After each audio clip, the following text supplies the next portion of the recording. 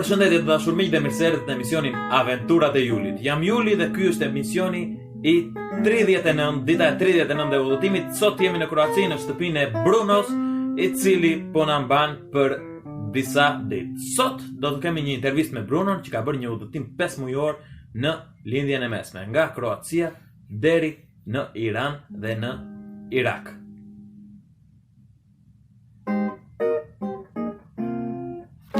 Ky këtu është Bruno, i cili ka udhëtuar 5 muaj rresht nga Kroacia në përvende të ndryshme të lindjes. Welcome Bruno to the show. Hello, welcome guys. Tell us about your trip of 5 months. I went to the trip last October. I've been in 10 countries following Tetorin e kaluar filloi një udhëtim following Serbia, Bulgaria, Turkey, Lebanon, Syria, Georgia, Armenia, Azerbaijan and Kurdistan, Iraq. Në 10 vende të ndryshme, duke filluar nga Serbia, Bulgaria, Turqia, Armenia, Azerbajxhani, Gjeorgjia dhe më pas ka shkuar edhe në Iran dhe Irak. I went to this trip with hitchhiking with autostop because I think that was the best way to experience the whole Middle East, because people down there are so hospitable. I've been also to some kind of more dangerous places or countries to see with my own eyes what's actually really going on there. E bëri gjithë të udhëtimin me autostop sepse donte të shikonte vërtet se çfarë ndodh atje dhe të njihte njerëzit mirë, dhe gjithashtu shkoi në këta vendet që konsiderohen më shumë të rrezikshëm sepse donte ta shikonte me të vërtetë se çfarë ndodhte atje. I find many things in the news regarding Iran and Iraq to actually be quite wrong, and I think those are one of the most hospitable countries I have ever been to. Në televizion ka shumë lajme që Irani dhe Iraku janë shumë të rrezikshme, por ky e ka parë vetë dhe thotë që janë nga vendet më të bukura dhe më mikpritëse. In Turkey, I had one of the best experiences in hitchhiking. It was so easy. They have really beautiful nature, and they definitely have the best food I ever tried in my life. Në Turqi ka patur eksperiencën e autostopit më të mirë në të gjithë udhëtimin dhe thotë që ka gjithashtu ushqimin më të mirë që ka provuar në jetën e tij. And also in Iran, the hospitality was even greater. They have completely different kind of nature, and it turned out to be one of my favorite countries by far. Një nga vendet më të preferuara është Irani, sepse ka një mikpritje që ky nuk e imagjinonte dot. So you started in end of October from Serbia. Yeah. What are the differences of Serbia and Croatia after 30 years of being separate? Kroacia me Serbin kanë 30 vjet që nuk janë më në të njëjtin shtet të Jugosllavisë, dhe po e pyesin për ndryshimet që kanë ndërmjet njëra tjetrës. Well, from what I can see and from what I can tell, there's like the difference is that we're not living anymore in each other. Like, there's not so much Croatians in Serbia and Serbians in Croatia, but and also the old communist buildings. It's what looks similar, but other things they definitely look different. And how to say? Okay, I'll try to repeat this one. Because I'll have to think of it. I'm not really sure how to say the big difference, but okay, let's start. The difference between Croatia and Serbia is like, for someone that's not from Croatia or Serbia, the difference is like really small in terms of language and some cultural things, but for us it's like really different.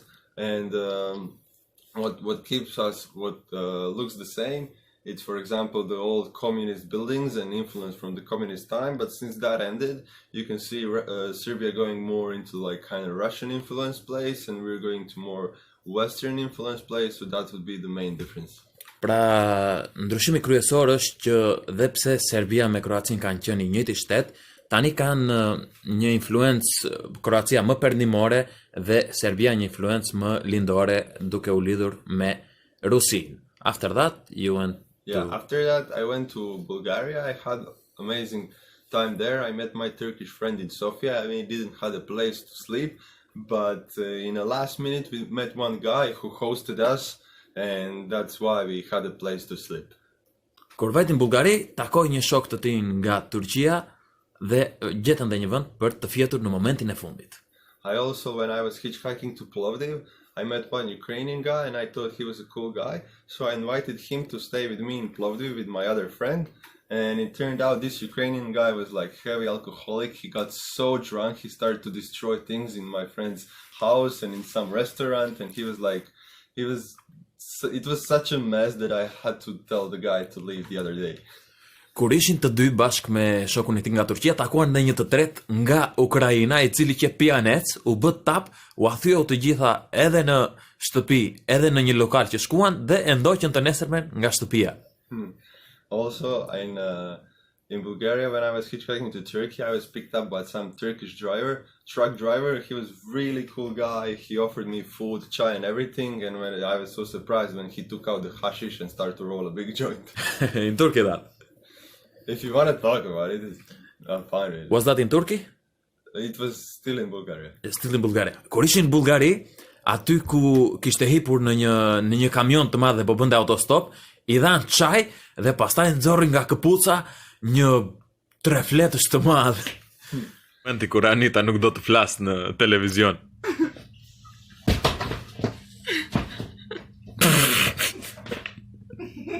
Drama. When I was hitchhiking in Turkey, before Istanbul, I was picked up by some English drivers who had a camper van. So their wheel was on the right side, and I sat on the left one, and we were driving through Turkey, and the Turkish policeman, he stopped us because we were driving on the wrong way or like too fast or something, and he started to write me a fine because he thought I was driving. I was just sitting on the left side. Për pak dëshmori një job në Turqi, sepse ishte duke bërë autostop me një makinë angleze që e kanë timonin nga ana e kundërt dhe menduan se ky ishte shoferi në Turqi. And 5 months after that, like, okay, maybe not 5, but 4, I was in Kurdistan, Iraq. It is North Iraq, and again I met the same people, with these people with a camper van, and we were so surprised to meet each other again after 4 months, and we continued to travel together over Kurdistan, over some really beautiful places in Iraq. Dhe pas 4 muajsh, të njëjtit njerëz që gjeti me makinën angleze I takoi në veri perëndimin e Iranit, që është pjesë e Kurdistanit. In the meantime, I visited Syria, which was an extremely interesting place to visit and extremely sad. The government-controlled areas are now safe, like Damascus and Aleppo, but the ruins that are done there are unimaginable and really big. I think the world lost a big thing with the war that's going on there. Shkoj gjithashtu dhe në Siri, që çdo gjë është mirë tani dhe nuk është më e rrezikshme, por gati çdo gjë ishte prishur. How was it walking in Syria? So even with all this destruction that is really huge and really big, I even felt more safe in Damascus and Aleppo than I felt in Paris or some big European cities. Dhe nga që I kishte të gjitha të prishura rrugët dhe ndërtesat, ishte më I sigurt mendonte ky në Damaskus apo Aleppo se sa ka qenë kur ka qenë ky në Paris. Yeah. What were people doing there? Like, did they have a job like before? So many people are selling things on the streets, like vegetables and stuff, because bazaars are destroyed and the infrastructure is destroyed. So they're selling a lot of things on the street, just like that. And but the very centers of the towns are still intact. And if you're walking in some main centers of Damascus, you would never say that it was a war, and you wouldn't even say it's Syria. You would think it's like really some modern country or something.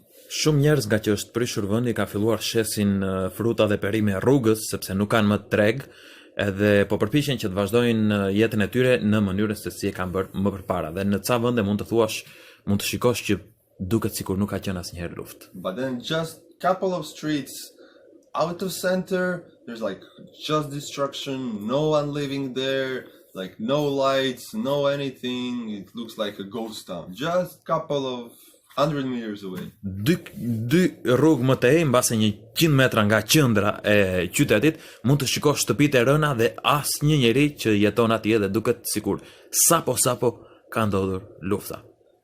Kurse kjo këtu është Anita. Anita di ca fjalë shqip. Përshëndetje. Përshëndetje Juli.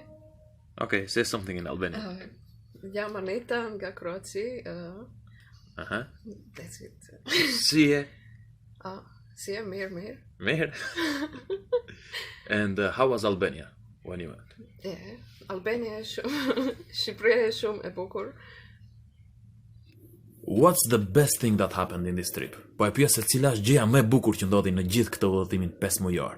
It was like one really simple thing. I was standing in some desert in Persian Gulf in South Iran, and it was some kind of desert that is going to the sea, and I was sitting alone under a palm tree in a shade, and I was playing guitar, and I finally felt so peaceful. I felt so good. I had my personal space, my time, and I was just feeling so good that I didn't want that to end. Në një vend shkretëtire, pas 5 muajsh udhëtimi, u ul poshtë një pemë palme dhe filloi luante kitare dhe atje gjeti paqen e tij shpirtërore gati në fund të udhëtimit pas 5 muajsh kaos në për rrugët e lindjes së mesme. And also that was really special place because when evening came, when night fell, the sea started to imitate light. Because there are some little tiny planktons there that collect light, and in the night the whole sea glows green color, and it was incredible. I went to swim in the sea and I was all covered in this green light. It was just incredible to see light, sea emitting light. Dhe kur erdhi darka, në det u ndezën ca planktone me ngjyrë dhe i gjithë deti u bë sikur kishte një ngjyrë të gjelbër dhe kur u hodh ky i ngelën në trup. Dhe filloi dhe ky ishte me ngjyrë të gjelbër. That's really cool thing. Let me see. We'll pause it for a moment if you don't want to waste video. I cut it. Were you traveling alone? Most of these 5 months I was completely alone. In the last 10 days of my trip, my friend, she flew to Erbil, to Kurdistan, Iraq, to join me a bit, and we were traveling together for 10 days, and then we flew back together. And when we flew back together, I bought a Kurdistan flag, and it's actually really controversial to have this flag. That's why I had to hide it in my bag, because if Turkish officials saw I had this flag, they would probably arrest me and put me in a big trouble, because they don't want Kurdistan to be autonomous. However, I do not have political agenda or anything. I just like the flag, that's why I bought it. Pas në këto 5 muaj ka udhëtuar zakonisht vetëm, veç 10 ditëve të fundit që erdhi një shoqe e tij me aeroplan për ta gjetur, dhe në fund kur po ikte, mori dhe flamurin e Kurdistanit e bleu dhe ishte shumë e rrezikshme sepse kur ikën nga Turqia nëse ta gjejnë në çantë dhe pse nëse nuk e ke marrë për shkak politik, ose të fusin gjobë ose të ngren probleme të ndryshme me flamurin e Kurdistanit. Mirë e bërë gjithë të udhëtimin, po si nxjerr lekët për gjithë të udhëtimin? Well, I work in the summer. I work like for pretty much for a couple of months. I'm on the sea sailing and working in tourism sector a lot, so I work whole summer to earn some money for myself, and then with this money I went to Middle East because it's really nice, it's really hospitable, it's really beautiful, misunderstood, and it was cheaper for me to spend time there, so that's why I could like stay a longer time in these places and be financially fine. Çdo verë në Kroaci punon me tragete, me turizmin, është e kapiten trageti dhe nxjerr disa lek të cilat mbase nuk I mjaftojnë për të jetuar në Kroaci, por I mjaftojnë për të udhëtuar dhe për të jetuar një jetë më të mirë akoma në lindjen e mesme. Dhe ky çdo verë punon këtu dhe çdo dimër del për një udhëtim tjetër. Where you gonna be next year? I'm not really sure if next year I'm gonna be in my town, if I'm gonna go traveling again, or if I'm gonna go live somewhere for some time. I'm still having a big dilemma what to do, but if you go traveling, where it's gonna be?